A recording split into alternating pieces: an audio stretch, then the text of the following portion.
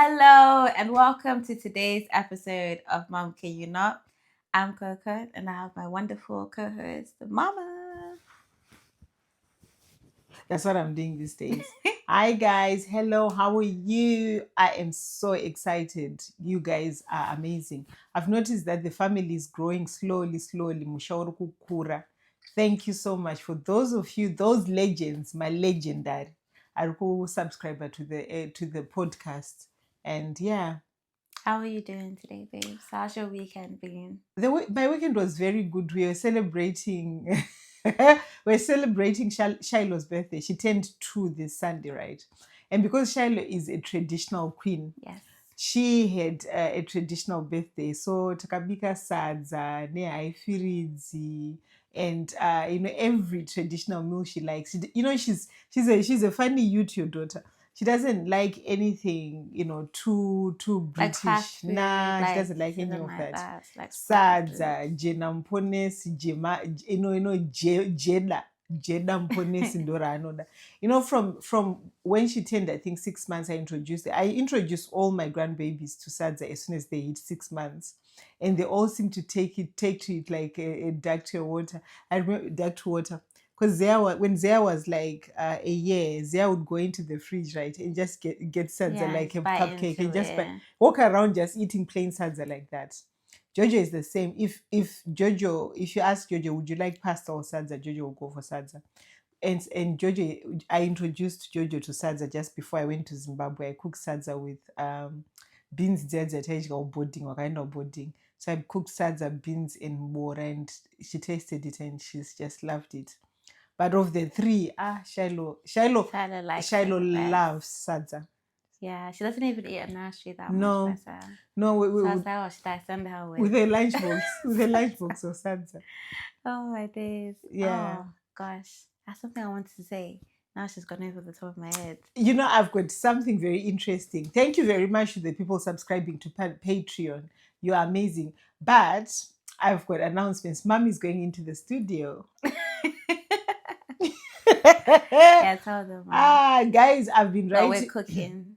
I'm cooking something. My Tanaka for the people. You gave a very good raving reviews. So I've decided I'm going to also, jump into the studio, work with one of them producers, and bring out a song in it. Kondindadi and my Tanaka ways are doing the most. Yeah, no, actually, on a serious note, we want to do a jingle for our podcast, like a theme song. song, yeah. So I was thinking, Mom's got bars, so yeah, I was thinking, instead of outsourcing this, I've got this. So when it comes out, it's going to be on all platforms, guys. Yeah. Are you gonna do a full length song?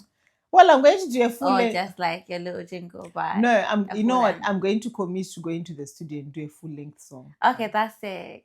I'll do a full length song, but we're going to take part of it and put it on our as our theme tune for our podcast. So, guys, when it comes out, what you did for Maitanaka, this Maitanaka needs it too. Yes. You need to go out, and even if it sounds rank, we're going to, the Bonfofo family are going to be pushing this. And we'll be looking for video girls. Yeah.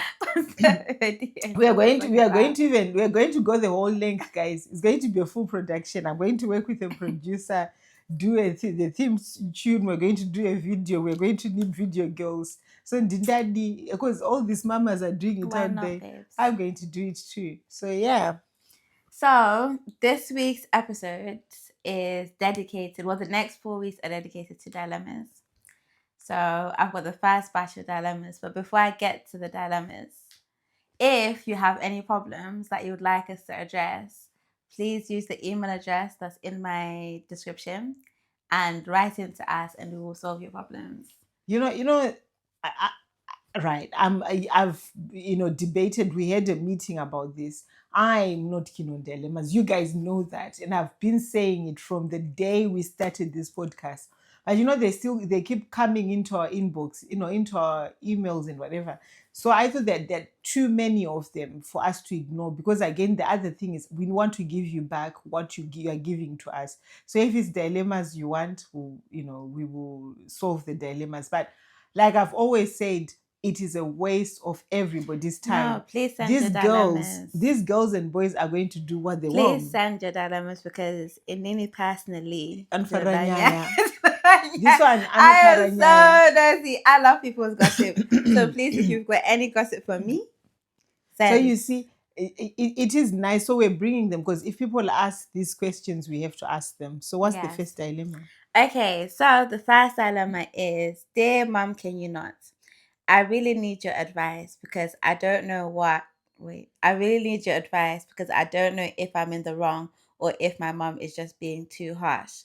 I'm a 21-year-old Zimbabwean girl currently studying at university. Growing up, my parents were very strict. No dating, no boys, just focus on school. So when I fell in love at uni, I kept it quiet. My boyfriend's family, on the other hand, is very liberal and open minded. After dating for about a year, and with the cost of living being so high, we made the decision to move in together. It honestly made sense financially and emotionally. I didn't tell my parents because I knew they wouldn't understand. Everything was fine up until a few weeks ago. Our parents happened to bump into each other at a community event. In casual conversation, my boyfriend's mom accidentally mentioned how nice it's been having us live together and how well we're doing. Mouth of the South. My mom's face apparently changed immediately. She didn't say much at the event, but later she called me furious, hurt, and said I had disgraced the family and that she didn't raise me to live like that. Since then, she's been barely speaking to me. I've apologized for not telling her, but I also feel like I'm an adult trying to live my life responsibly. I'm not out there whiling. I'm in a committed relationship, doing well at school and supporting myself. I want to make up with my mom because I miss her so much, but she's still really upset and cold. So, my question is, am I justified for making my own choices, or is my mom right to be still angry with me? How do I even begin to fix this without losing who I am in the process? Love. You see, this is a very good example of a dilemma which is not a dilemma. This girl has got no intention to move out with a boyfriend, right? They're going because and for this to be right for everyone, right?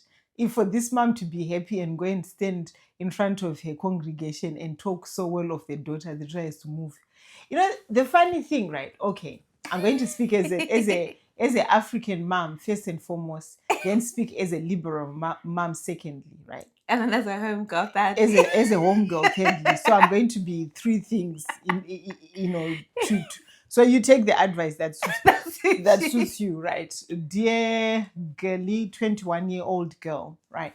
At 20, right? As a Zimbabwean mom, I would say, Sakandinoita save church. And one thing I know about Zimbabwean moms, she's found out about this. She's not going to tell the dad. She's going to keep it so harsh, and she's going to try and blackmail this daughter until this daughter leaves that relationship and comes home or lives by herself, and they'll pretend between herself and the mom-in-law that this never happened. You see, we are very good at burying the problem and pretending. I knew of girls, right, when I was growing up. I knew of girls who, one of them was actually a good friend of mine. She got pregnant when we were at school, right? And not everybody, our little community of friends knew that she was pregnant. So she went home. So we're thinking she's never going to come back because she's going to carry a baby to full term and she's going to be a mom. So, the holidays, our time, we didn't have Snapchat or all the social media that you have. So if holidays meant you're never going to see each other until you come back to school in the next term. So, and you'd be lucky if you bump into one of your friends here and there. So anyway, when we came back to school, she didn't come back on the same day as everybody, like at the beginning of the term. And we were all thinking, she's gone. That's it. Tomorrow she comes with a mom with a trunk. Her tummy was even flatter than mine. And we all thought she couldn't have given birth, could she? And so she comes back, and the mom, because obviously when you come back to boarding school, your mom will stay a little bit with you, and because we used to do this roast chicken and the cakes and whatever. So she called us because she knew we were her daughter's friends, and the awkwardness, because we knew that she went home pregnant, so we just sat there eating our scones, eating our cakes with her, and no one is saying anything at this point, and the mom is over talking, when somebody's really chatting. And she was like, so in the end, before she left, because this mom was an interesting mom, so she goes, you girls, stop being midwives. I don't like people who tell each other that. She started gaslighting us, right? I don't like it when, I remember last time you're saying, let's say her name is Farai. I heard you guys were saying Farai was pregnant last time. What made you think she just had a very bad endometriosis, and you guys were diagnosing her? So we're thinking, we didn't even say anything. She was the one who was telling us, And because you are kids, you just sit there and let this woman gaslight and what she was trying to say to us, the underlying message is that she was never pregnant, number one. Number two, in future, don't go around, doing your little diagnosis with your eyes when you see somebody. She's come back to school. Let's put this to bed. Anyway, so we did. So people just carried on very uneasily about this situation because we didn't know whether to say to her, were you really pregnant? What transpired? Anyway, we had a friend, right? She was, those people who engage their mouth before their brain. So we're just doing our laundry on a Saturday. Then she goes, you were actually pregnant, weren't you? And we're like, oh God, she's asked the question that we all had. This was like 3 weeks into the term. She was like, yeah, I was pregnant. And my mom took me to this person and we got rid of it. And my mom said we should never speak about it again. So that mom's conscience was clean because now her daughter still is not pregnant. She's gone back to school and the whole community doesn't know about it. So that's Zimbabwean moms. We are very good at sometimes, I'm not talking about, so those ones were not like the ones I'm talking about. This doesn't apply to you. I'm talking about the ones who are like the ones I'm talking about, the ones who like the nice little bore into problems and then they just, tag them under. So it's just your little secret with your mom. That's why sometimes you hear this mother saying, for everything that I've gone through with you, but they cannot name what it is because they'll be going through the trenches trying to hide their daughter's mistakes to save face in front of the community.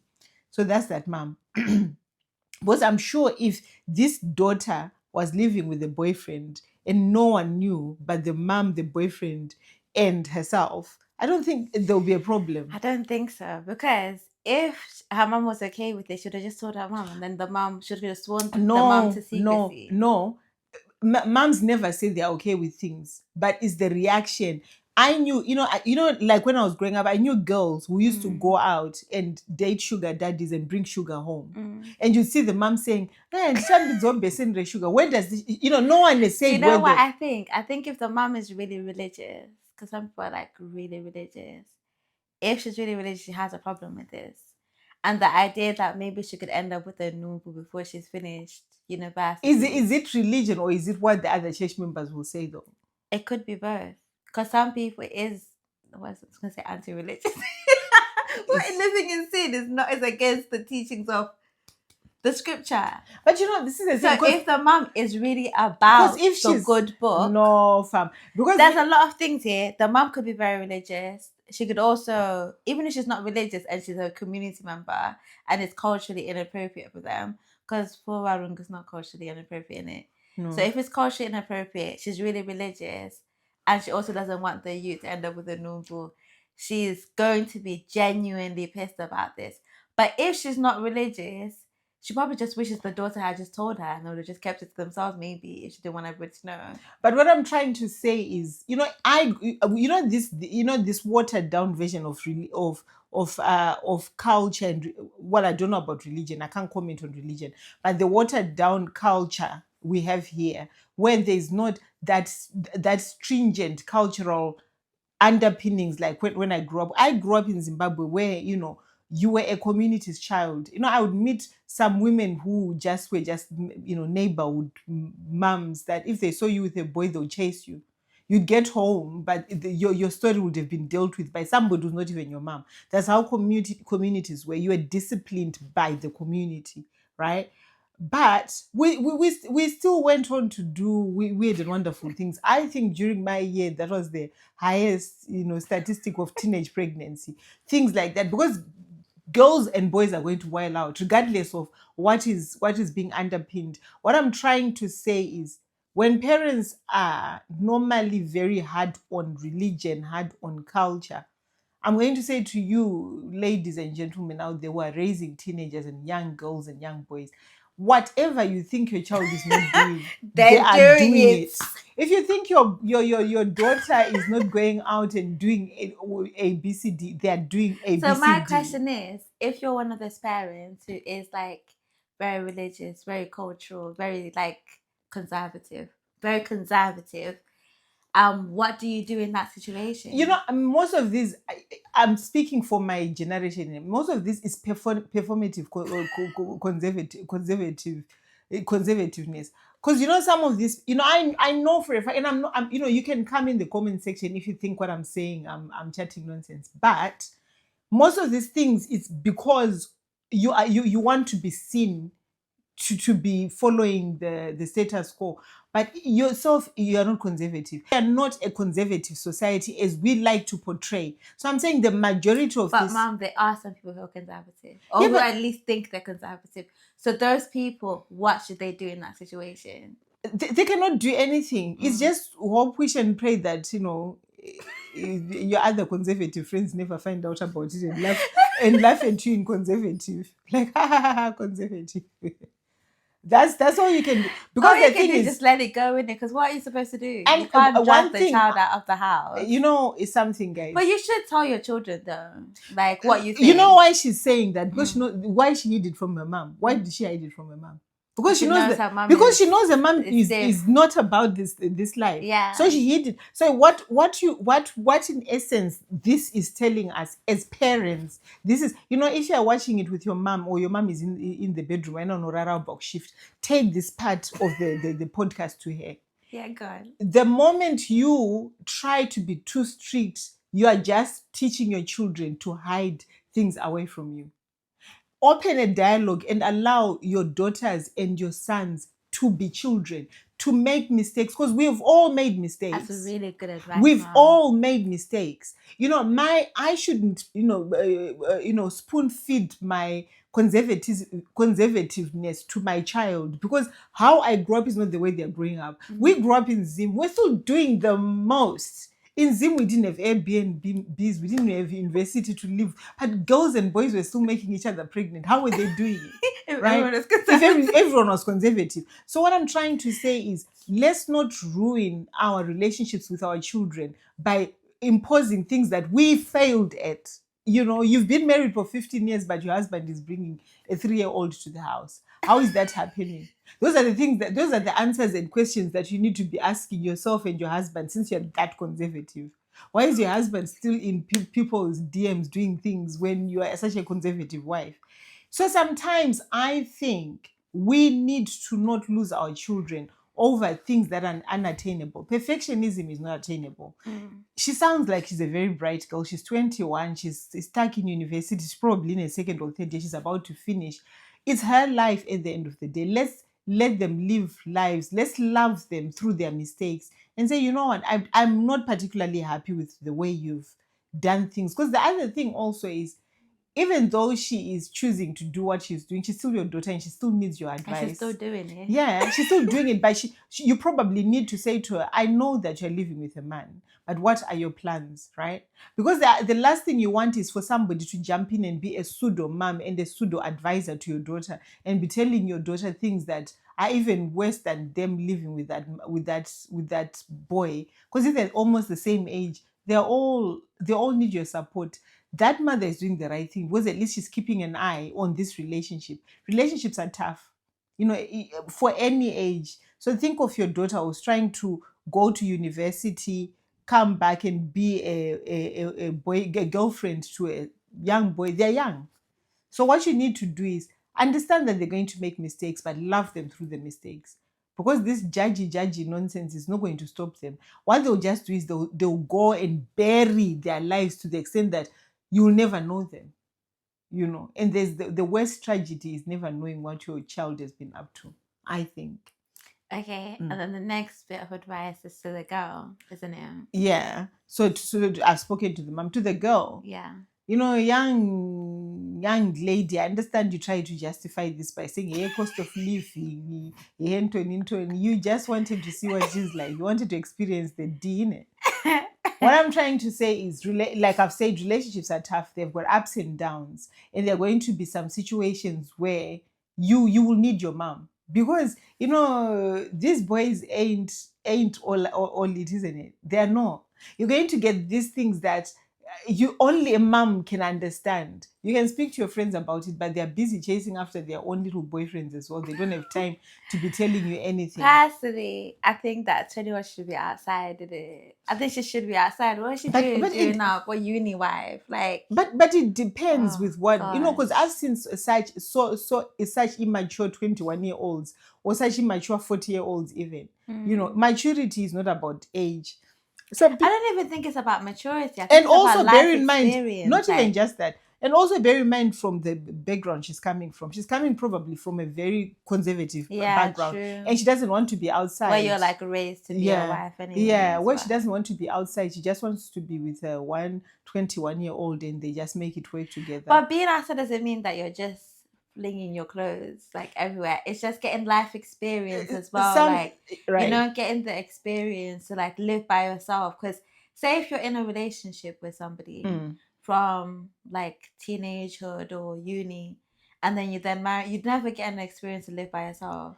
You know what? Or to just this get time, that. This time, please apply to go to Zim Celebs by yourself. I'm not following you on this one. They're saying that go outside and you shouldn't live by yourself? No, but I'm saying that they're saying if you've ever had experienced life. I said that it's not all about taking off your clothes. It's also about getting your own life experience and living. So by you see yourself. how you said life experience. Wrong? If you say life experience, these people are going to think that what you're talking about. No, I meant living by yourself, paying your own bills, like doing things, going on holiday. Stuff that you enjoy on your own without being someone's boyfriend, girlfriend living. And men from such a young age, you get into that pattern of being a pseudo wife before you're even. But the thing is, because we are also doing exactly what we shouldn't be doing. We shouldn't be telling her how to live her life, isn't it? Chiki wrote in. She said she wants to make things better with her mom. Okay. I don't think this aspect of a relationship. The thing is, she's still 21. This is very, very new. Relationships will teach you whether to go outside or stay in. They will. People go, oh, I don't want you to date. You're still young. Let them date. Because once they go in those relationships, they'll become, motivational speakers. Those people who write those little Pinterest, motivation notes. They've gone through things. And relationships make you a motivational speaker if you get into the wrong one. So I think what we can be as parents, as friends of these people who are starting this, because the moment you say to them, oh, you need to go and experience life, they dig into this relationship more. So you just let the relationship take its own sweet course and be the stabilizers. Like somebody's trying to ride a bicycle and they haven't ridden a bicycle before. Just be the anchors, if you like, that when they fall, the fall is not too hard. They know that they can always come home. They know that you are there for them. But like I agree with you, 21 is too young to be going, because obviously they've just come from high school, haven't they? Yeah, you finish secondary school. What? 16? Then you do college up until 18. Yeah. Yeah, it's in the last year of uni, I think. Yeah. Last year of uni. So if she started when she was 19. Yeah. So she's probably, second or third year, yeah. Yeah, she's probably second or third year. So she's not experienced life at all. She's just come from primary, high school, straight into somebody's pseudo wife. And also the other thing is, jokes aside and anything, I think you should never be a wife to a husband who's not married you. This cohabiting, if they're cohabiting and she's not playing wifely duties like washing his clothes because the thing is, I have a problem with that because you are both at uni, right? Uni, whatever course you're doing is hectic. So you're having to cover your own, assignments, do everything for yourself, then come back home, do something for a fellow student like you who is also, because we know men. I've never seen men who are industrious and who would cook dinner for you whilst you're out studying. You're going to model your mom. So if your mom has been, that nurturing, cook for your man, wash for your man, iron for your man, that's what you're going to be doing. So again, where is the experience of being a young girl, going on holidays and taking those photos that these young girls like to do, in a row, wearing the same outfits? You need to do all that weird and, cringy stuff because you're only 21. But if that's the life you're choosing, also be very careful to the extent that you don't lose yourself and your identity. Because some people, they get to 40. That's when people start talking of midlife crisis. You get to 40 and you've never lived your life apart from being your mom's daughter, a student, and somebody else's girlfriend. So where is your individuality? Where is you in all that sea of identities that you've assumed or that have been imposed on you? So like what Coco is saying, go out there, see what the world has to offer. But if you're hell-bent on staying with your boyfriend, I hope your boyfriend is a good one. Because if he's not a good I one... hope he's a good man, Savannah. He probably is, because you didn't say anything bad about him. But also, I don't also think that you should fall out with the boyfriend you have at 21 with your whole, you're going to break up with your mom over some 21-year-olds. I don't know. I don't know. When they tell me, maybe there's people who've been in love since the age of 18 and they're still with that person now. But I don't think that you fully figured everything out to now never want to speak to your mom over some boyfriend that you met. Because I think, to be fair, we don't know what the boyfriend's thought is. Yeah. But again, making an assumption where you are in a situation where you are ending up having to give up your relationship with your mom over a man, that is very dangerous. Any relationship that takes is not a relationship you want. That's what I think. That's not a relationship you want. You don't want a relationship where because I've seen girls do this. 21-year-olds, they're not. I don't know one 21-year-old I can say is really mature. They're ready to never talk to their mom again, be a stay-at-home girlfriend. I don't know any.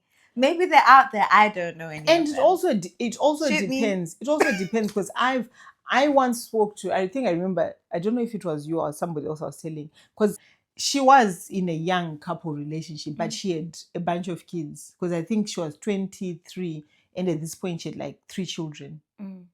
If 4, I don't know. At 23 she had a lot of children.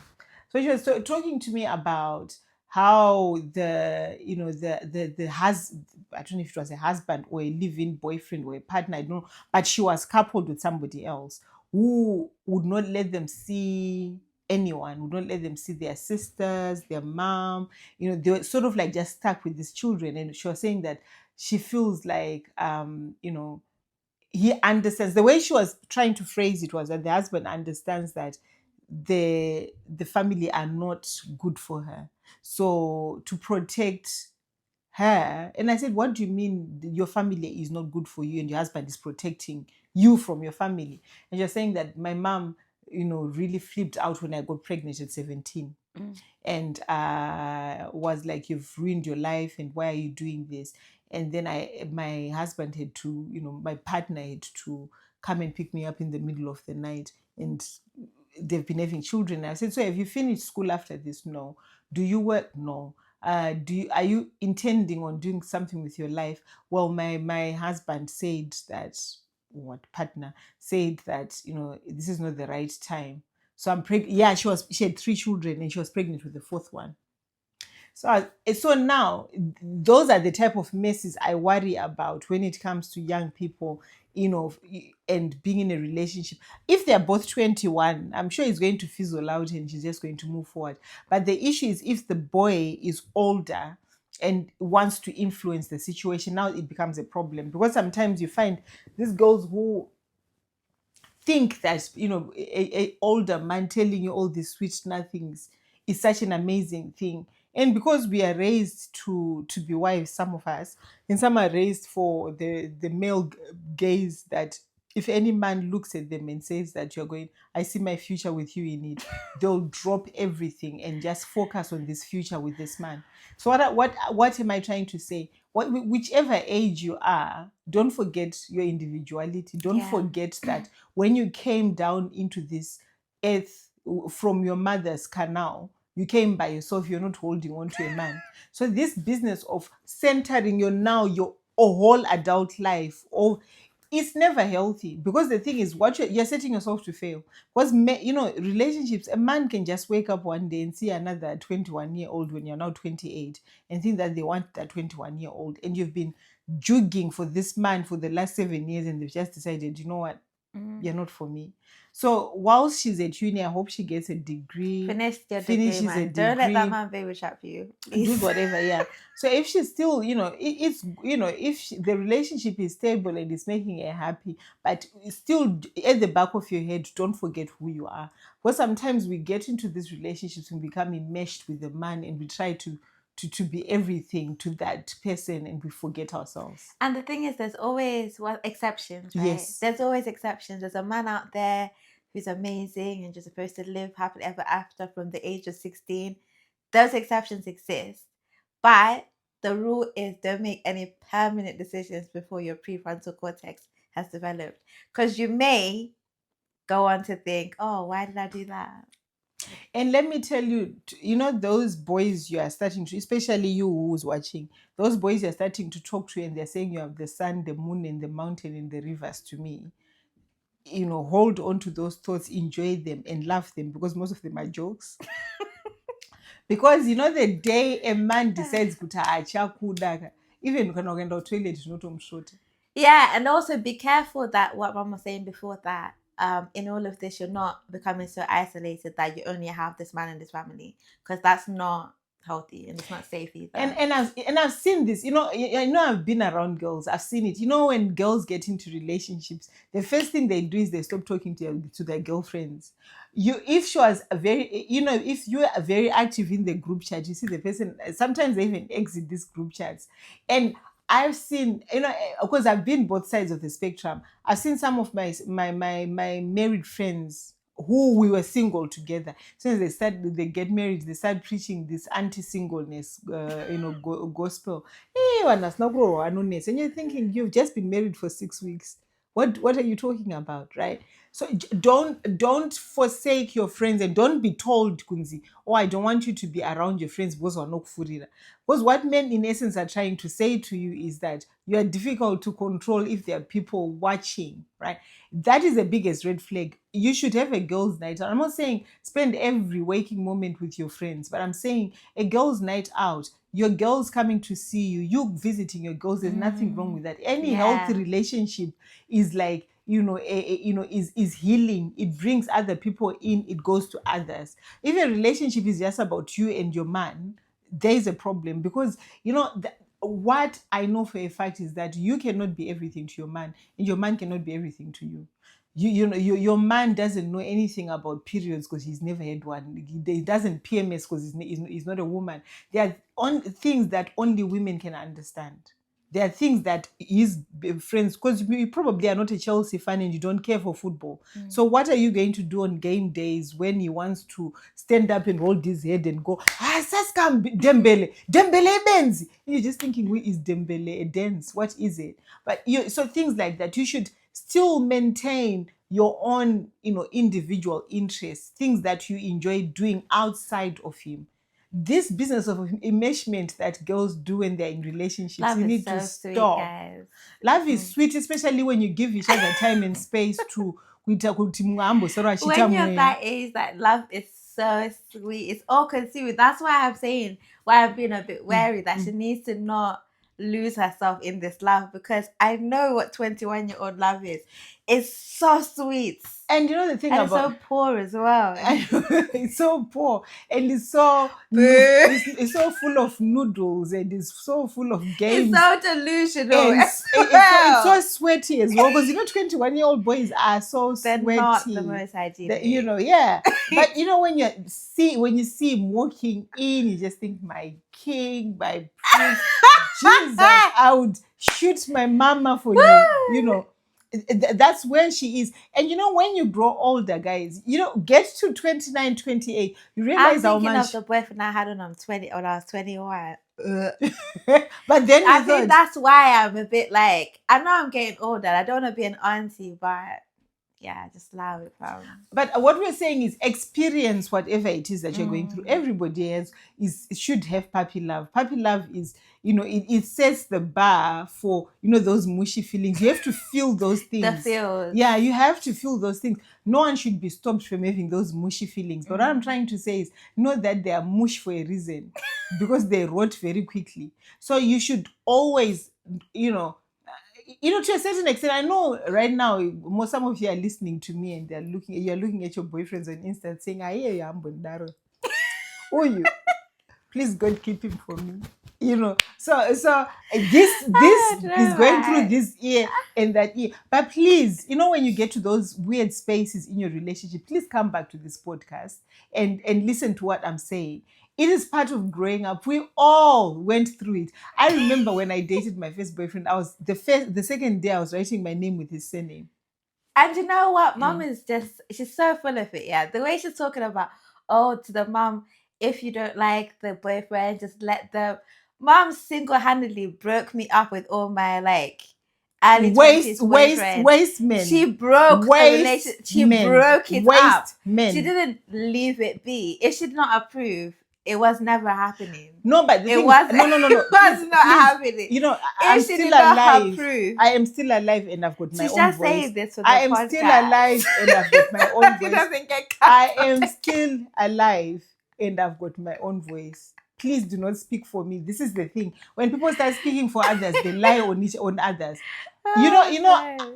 Because I'm a different mom, right? I'm a mom who happens to be around. She's a home girl. I'm a home girl, right? So the thing is, if I can see that this person is going to do my daughter dirty, there's no way I'm going to let it slide. She'll and go. Sabotage the relationship herself. Yeah, but not sabotage like cannot. When you say sabotage, it's if you're going behind. Get a cauldron and this is the thing. I think Kungoshan Sam Shonga is easier, but I used to do it physically. I can talk safely about their dating experience because I feel like I'm a winner because it's I've got a good husband. My son-in-law is amazing. Not even just saying it for the podcast. I think you guys who follow us on TikTok know that I go in him because he's this is the thing about getting the right man, right? Getting the right man extends to the whole family. I don't have That's a good point. That if these don't actually want to be in a long-term relationship, they can't alienate the mother. Exactly. Out of it. It extends to the whole family. I remember when the first time I spoke to Coco's husband, when they were still boyfriend and girlfriend, I think he's a real G because I told him that for my daughter, I can go to Sangomas. For my daughter, I can get your photo and I can start giving you headaches. I can, turn you into an effigy. And if you irritate my daughter, I'll be just poking you from England and you'll be getting all these little stabs in your head. Told him all these, horrible things. But I had to be very clear with him that, me and my daughter, we've literally grown up together and there's no way I'm just going to let my daughter walk into fire and just say, oh, it's an experience. I will have to extinguish the fire and we can discuss this later. So that was the first time I spoke to him. And the next time I spoke to him was when he was bringing my daughter home from Ukraine and giving me a promise that he was going to get Coco into England in one piece, regardless of the war. So to me, there's nothing, where our intersectionality comes is our love both for Coco. So, and he, like I've said, it's an extension because now I don't have to think about changing the light bulb or if the car needs servicing. It's just things that he does. He's of service to not to his wife only, but to us as a family. So I think as parents, listen to us. Because we know better. Yeah, do listen to your parents. We know better. Sometimes it's just the language, guys, which Rasa, we don't have the right articulation to what we're trying to say. So sometimes it comes across harsh, rough, rude, we don't hate your relationships. We hate because we can see. And sometimes because we are older, sometimes without bearing your whole past to say, I've been with niggas like this boy. I know what they are like. You can't say that. Sometimes you can't say that to your daughter. I can say that to my daughter because we've got such a honest, open dialogue to say, this type of man I know because I've dated one. We are not boys the boots the tan this man, he's too shifty. Every time he coughs, a red flag comes out. This one is dangerous. And I would say that. And I think because Coco got tired of me being right. If I said she'll just allow it. Listen, man. She'll 'cause just it's not allow worth the it. She'll allow it. headache. And every time she allowed it, she'll come back and you say, Mom, that person you're saying, this is what they've And done. if you're religious, Corinthians, man, love brings people together. It's Together. not supposed to. It doesn't alienate. Yeah. Yeah. So if you think, okay, your mom was gonna be upset with the fact that you're cohabiting, you probably shouldn't be cohabiting. But if you think your mom's not gonna like your boyfriend, that's why you haven't made the introduction, you probably shouldn't be with that boyfriend. So that's what I think. So that's how you were raised at the end of the day. So I think also, and and come on, guys, my fellow mothers, this business of trying to be, also we sometimes leave our children exposed by trying to hold on to these cultures that we had back home. Back home there were safety buffers. You couldn't take every boyfriend you had to your mom to say, Mom, meet my boyfriend. Your mom and your dad would only know about your boyfriend when things were getting really serious. But for all this puppy love, there were the tetes. You could take 25 or 6,000 boyfriends to your tete. It doesn't really matter because, that's how it was done. But now we're in the UK, we don't have an tete. You can have one, So now you have to play that role and play it so well. You have to be more involved. Because Kumba, why mothers never used to see your boyfriends back home? Because then Maya is forward. That's so silly. Because there were people playing that role. There were aunts, there were big sisters. So if you didn't have a big sister in your family, there was a sister where you could take your boyfriend to, and things like that. So, but here we don't have all that. It's only you and your mom. Like with me and Coco, it was me and Coco.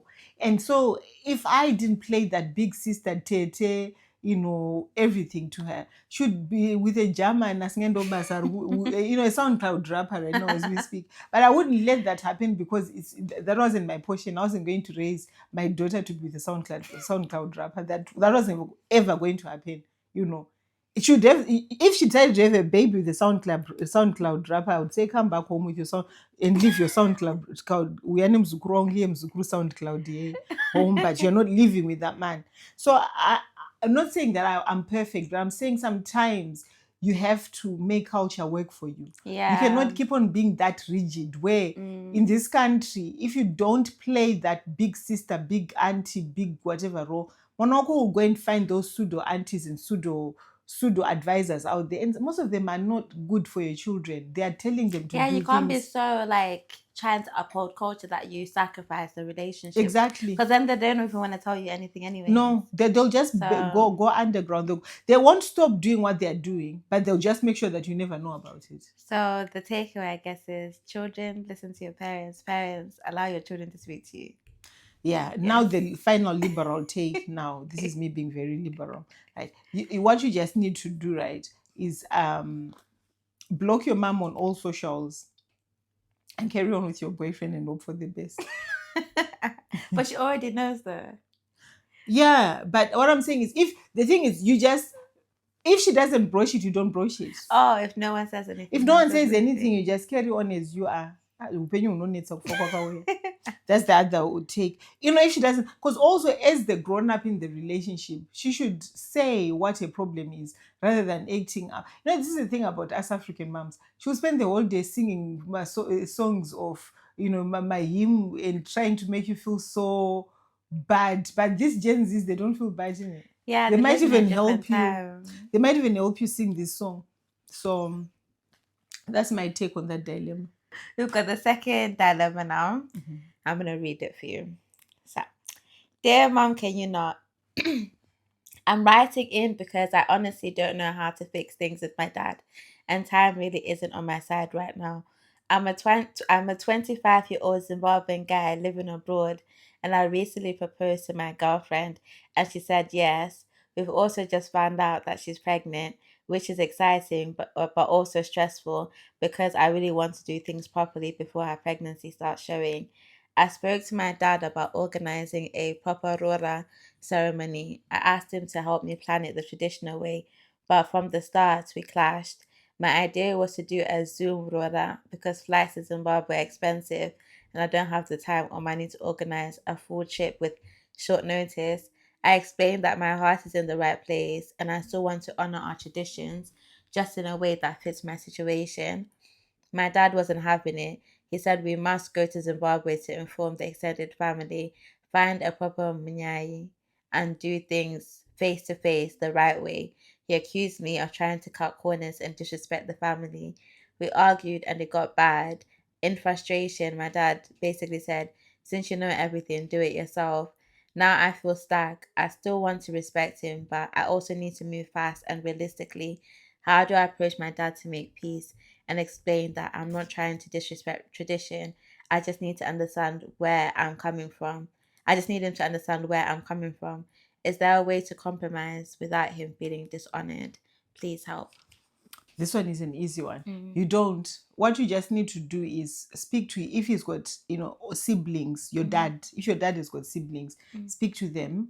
Because right now, because if you're clashing, he's never going to come round and say, oh, I've seen the errors of your ways. Give me a mic and we can do it on Zoom. He's not going to do that. So what he probably needs to do is to go to the other elders, because the dad sounds like a proper traditionalist, and he will respect the fact that somebody from the family is speaking to him on your behalf. Because clearly, you now at this end, you're loggerheads. Anything you're going to say to him is going to say, "Akantuka." So what you need to just do is to go to an elder of the family, somebody maybe your dad calls Baba, or somebody who's like a respectable member of of your dad's clan, and explain the situation and be very honest that the reason why you're doing this is that you're of time constraints, that because the girl is pregnant, because as soon as the pregnancy shows, the price goes up, because you're now having to pay for damages. And I think he knows exactly what is going on and he's trying to do the right thing. But I don't think he's also been honest with the dad to say, Dad, the reason why we're doing it the Zoom way is because I want to make sure that the prices don't go up. We will marry not in prime season. And I want to do the tradition like you've taught me, because I don't think any parent would want their child's life to be difficult, because he's also thinking, because again, where he's coming from, I can see where he's coming from, because he's thinking once you do this, there's going to be somebody within the clan who's going to be annoyed that, ndakasirirwa, ndakanyenyeredzwa, or whatever. So he's thinking, if at least we go back home, we see everybody face to face, and as a dare, we can now choose between whoever is fit to be your go between Mnyai. And that's what he's thinking in his head. But he probably didn't grow up in Zimbabwe. He doesn't know the politics of families. He's just thinking, you know what, I've got this situation here. We need to marry before people find out that this girl is pregnant. And he hasn't actually been upfront with the dad as well, because that would be another conversation. So I think go to somebody who is easy to talk to, like somebody who will not say kuru, but your dad will call a father as figure, where you can be very honest. Can you give an example? Like Bambik Baba, What? Which is like your dad's uncle, because to you he's like a granddad figure, so he's easier to talk to. But your dad is a father, so you can chastise your father, but at the same time he's easier for you to speak, that kind of thing. So you need to look at somebody who is very respectable to your dad, but is easy for you to speak to. And you can lay it all out to him to say, look, the girl is pregnant. I don't have enough money to be buying all these plane tickets for people to go home. Because now, if you're now going home to do this whole thing, there's going to be stages for it. They're going to have to do this first trip where they go and announce that that's what they want to do. Because if they are going to do it, and then when they find the Mnyai is now then having to go to that family and speak to them. And it just becomes too hectic.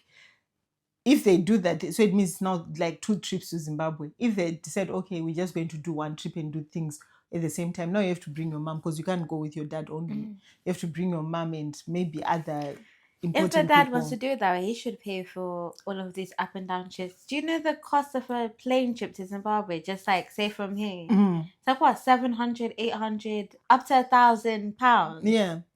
And also the other thing is, well, it depends. It's nice to do things in person, but also if there's time constraints and everything like that, you have to go with because still you're still honoring tradition, because we're living in a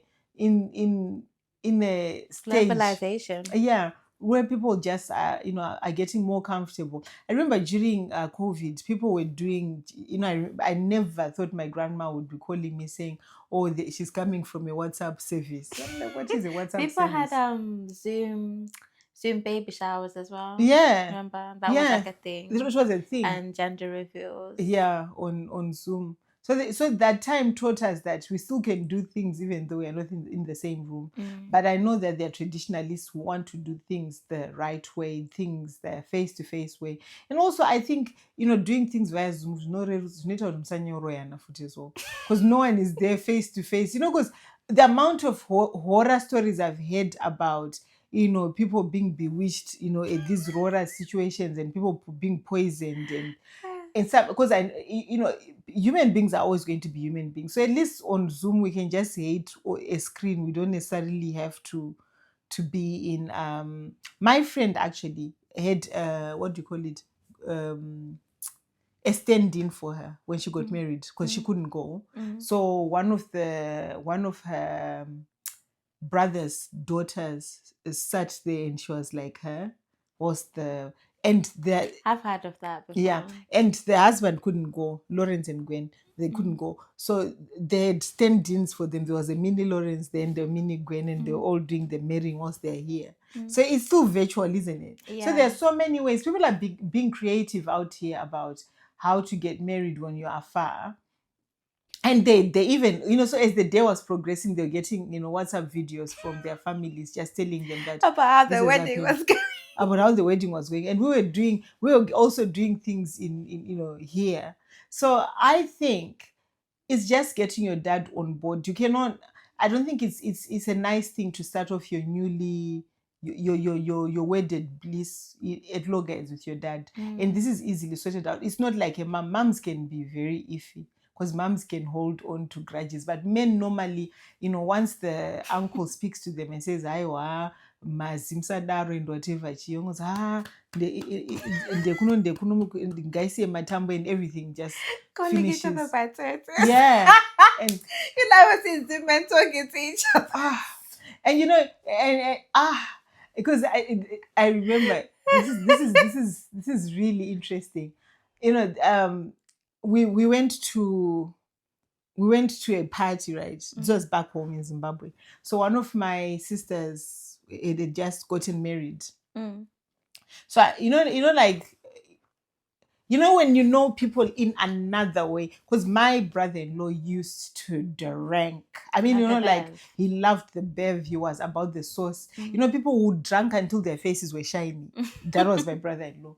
So on this particular day, I'm just thinking, we're praying, my sister and I was like, I hope he doesn't come drunk to these things. Because also he wasn't like those quiet, peaceful drunks. You'd go all out. So anyway, so we had, I told the story the wrong way, because the party happened, right? But before it happened, he came, right, with his vanyai and everything. So to start, so they get the list. At this point, he's steaming already. He's already drunk, maybe enough for 20 men. Because his Dutch courage he's a shy guy. If he's not drunk, he's very quiet. So I think he drank thinking, you know what, I need looking on Roora, I just need a little bit to give me courage. Pick me up. So anyway, because you're given a list of what the how much whatever everything is going to cost. So you until you've actually paid the monies and whatever, the family doesn't want to see you. The family will only allow you into their mumusha when you've paid at least 50 to 60% of it. You're allowed. So they be in that house. The only person we see is the mnyai, because the mnyai is sort of like doing the bargaining, and because obviously he knows how much the family have. So say they're 5,000 for that day. So it's some he'd be doing the bargaining. Baba pama taking in the name at quads, komadi mat, just making things light. Anyway, so I think this is now, I've never spoken to you about it, but this is me making an assumption. I think of the money that was being asked, they didn't even have a quarter of that. So Mnyai goes back. So instead of leaving the Mnyai to finish this, he comes with this little piece of paper, right? 80,000 Rusambo, 80,000 Rusambo, 80,000. You know what? You better start acting right. Your daughter is pregnant. I've got 2,000 on me. Whether you like the 2,000 or not, if you don't want it, there's a bottle store by the corner. I'm going to go and drink that money. Yeah. And either way, she's coming because she's pregnant. I don't want to tease you. So you better do the right thing. Take the 2,000. Take off a little bit of zeros here, whatever. Have you ever been embarrassed for somebody? My sister was sat there with a little duke in Zambia and just not knowing where to go. And then he walks out. My uncle, my sister's dad, was such a... this is the good thing about having a dad who's very practical. So my uncle goes, "Are you pregnant for real?" Because these questions are never supposed to be asked by the dad. It's supposed to be the sisters-in-law and whatever. And she's still facing down, and the aunt says, "Oh, hey." And so my uncle goes, "Your husband is got a point." Because either way, you are having to go. Now, the person who was now being unreasonable was my aunt. She was going, "Yes, disrespectful." Listen, the young man came with a preposition, which actually made sense. It's a shame that he was drunk and he didn't follow protocol. But what the bargain is driving is a very good bargain. Gosh. Because either we take this 2,000 or she's definitely going for free at some point, because we are not keeping keeping her here while she's pregnant. So what do we do, gentlemen?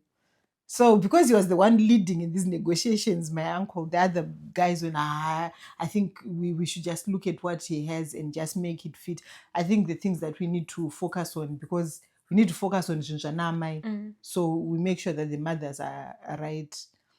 And because, and when he got married, because there was supposed to be an after party. So the after party went, and my uncle, being the reasonable man he is, he called him and I remember this conversation. He was like, you haven't married my daughter. We just wanted to know the man you are.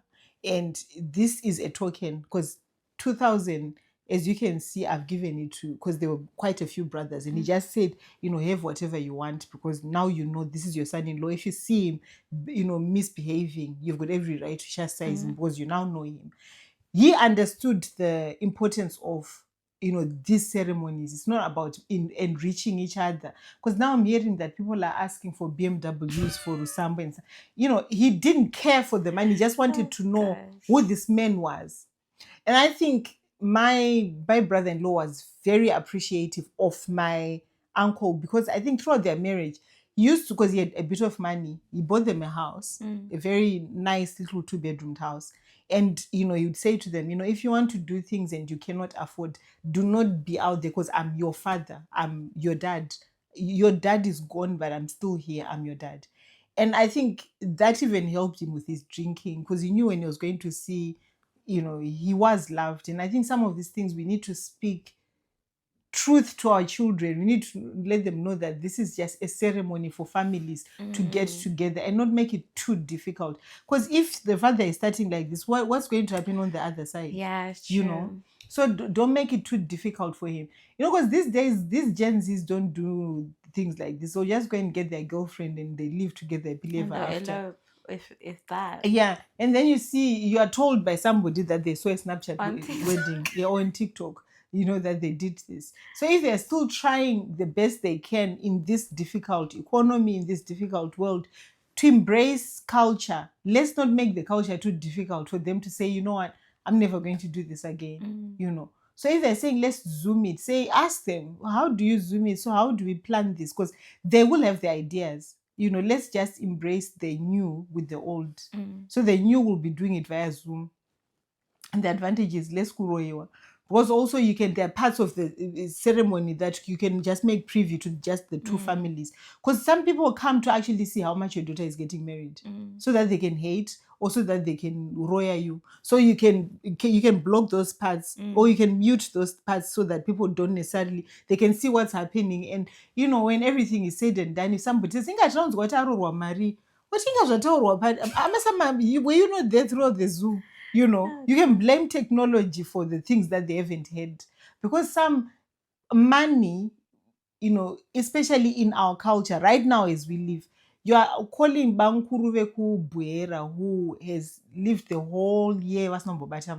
You're now saying, come, my son is going to get married to somebody, and they're seeing all this money around. You can just bring envy, unnecessary envy. So on Zoom, you can mute those. I'm not against the Zoom, but to be fair, I think it's a great idea. I think even weddings, I think what.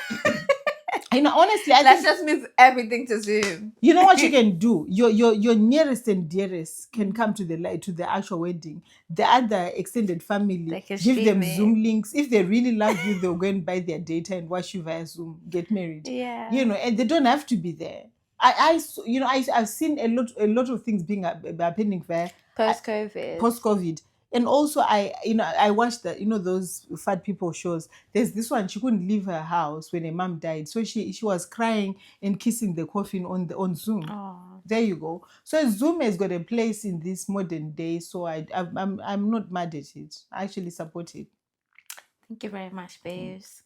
Thank you for joining us on today's episode of Mom Can You Not. If you have any pressing issues that you'd like us to digest and dissect, let them press. Please let them press. Comment, email me with the email in the description, and maybe we'll be talking about your dilemma in the next episode. And you know what? The juicy ones, she loves them. She'll be going. She does love a juicy dilemma, but I don't think there's a place for dilemma. But this is how, when we're growing up, there was this magazine called Parade. It had a column called Anti-Roda. And I think hold on, guys. Actually, yeah, do you know what I'd really like? If you can send me them as voice notes. If you can send me dilemmas as voice notes, I'd be so happy, because then I could just play the audio of you guys saying Namadenu. I can put them here. I might even put it on TikTok. So I'll put the number to send the happening. I don't even know what to say. Some of them I just read them and go. Please send voice notes of your dilemmas, or send an email of your dilemmas, and we'll discuss them in the next episode. And don't forget to comment, like, subscribe, and we'll see you next time.